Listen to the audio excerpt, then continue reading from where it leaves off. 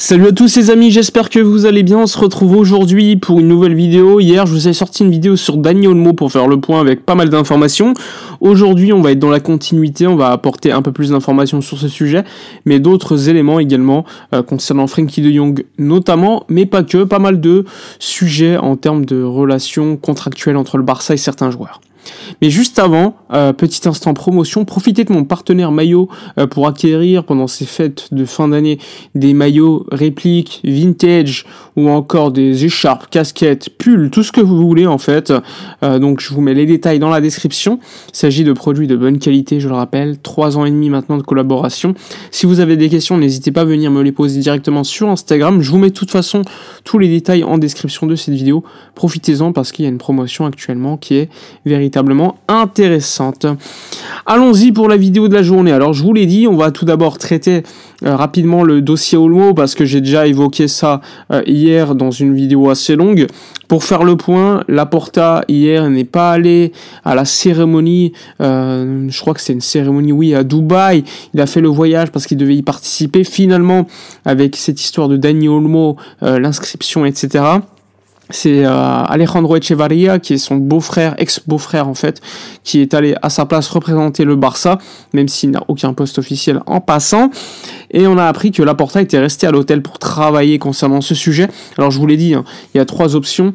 L'option judiciaire qui sera donc traitée ce lundi. Si la réponse est négative, comme elle a été négative hier, le Barça ira sur l'option numéro 2, qui est celle de l'aval bancaire. Et ensuite, il y a une 3e option, qui est celle de la vente de certains éléments de loge VIP, etc. Des revenus, on va dire, à court terme, mais que tu perds évidemment à moyen et à long terme. Une situation compliquée parce que contractuellement, Dani Olmo a une clause dans son contrat qui lui permet de quitter le Barça libre de tout contrat dès le mois de janvier s'il n'est pas inscrit avec la Liga. Donc c'est quand même un sujet quand même assez complexe et assez grave, mal géré par le club, on va pas se mentir. Et le seul fait que Laporta ait attendu le dernier moment pour aller en justice, ça veut dire énormément de choses. De toute façon, je vous renvoie à la vidéo d'hier pour avoir beaucoup plus de détails concernant ces éléments. Bon, maintenant allons-y sur le sujet, le sujet Frenkie de Jong, qui est le sujet le plus important, le plus cité ces dernières heures. Il faut savoir que son agent s'est exprimé de manière publique hier. J'en ai pas parlé parce que le sujet principal c'était Dani Olmo. Alors je le rappelle, une information du Diario AS était sortie pour dire que De Jong, pourquoi pas, pourrait aller en Arabie Saoudite.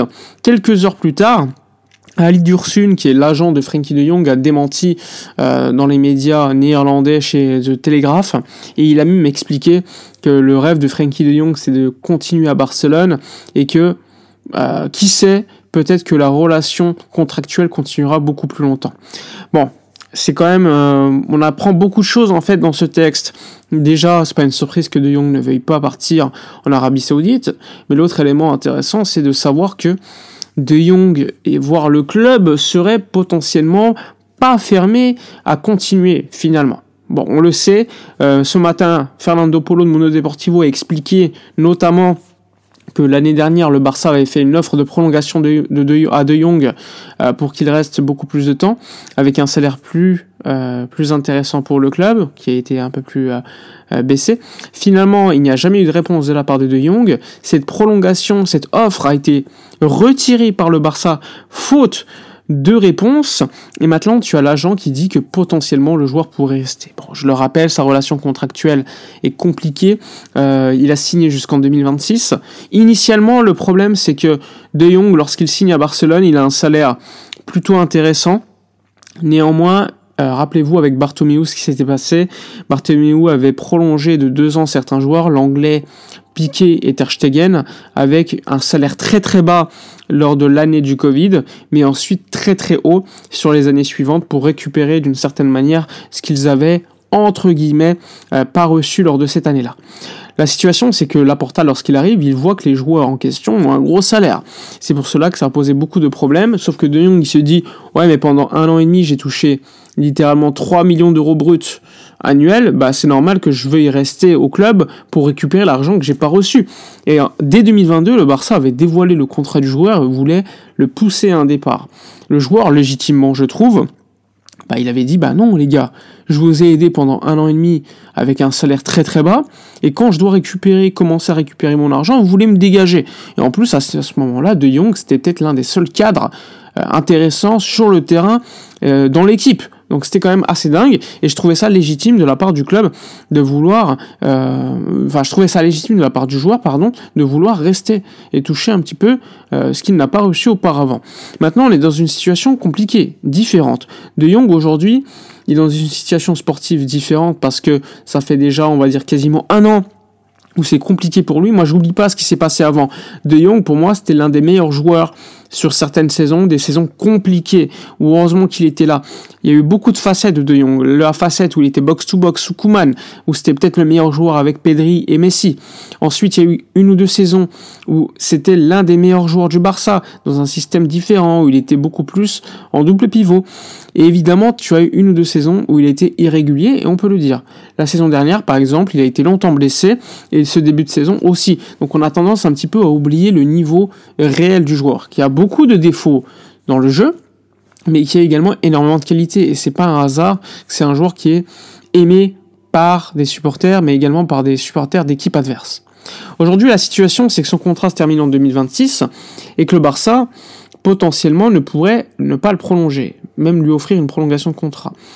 Ils vont voir lors des 6 prochains mois si le joueur mérite ou pas d'être prolongé, avec des conditions économiques différentes. Et à ce moment-là, on verra si le futur de De Jong s'inscrit à Barcelone ou pas. En tout cas, selon les dires du joueur et de son agent, il n'est pas exclu qu'il continue. Maintenant, il faudra voir la posture du club, qui, je le rappelle, a retiré sa prolongation initiale de l'année dernière, faute de réponse. C'était un petit peu la même chose pour Ronald Araujo, qui aujourd'hui commence au fur et à mesure de vouloir prolonger son contrat, et parce qu'il s'était blessé durement, certains clubs s'étaient retirés de la course, et maintenant on se retrouve dans une situation où Araujo va prolonger. Donc ça aussi, beaucoup de choses, beaucoup de changements, ça va très vite dans le foot. Il y a 1 an et demi, 2 ans, De Jong, tout le monde le voulait à Barcelone pour un long contrat, et maintenant c'est un petit peu, on a d'autres joueurs. Ça va vite le foot.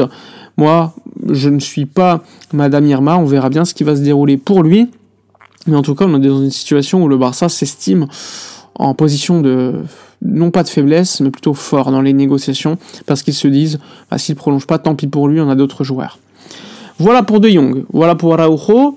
Normalement, les prochaines prolongations seront pour Gavi et Pedri, qui ont déjà donné leur accord. Il manque juste la signature, mais pour cela, ça dépendra beaucoup du fair play financier concernant le timing. Même chose pour Gérard Martin jusqu'en 2028, lui. Les autres, c'est plutôt 2030.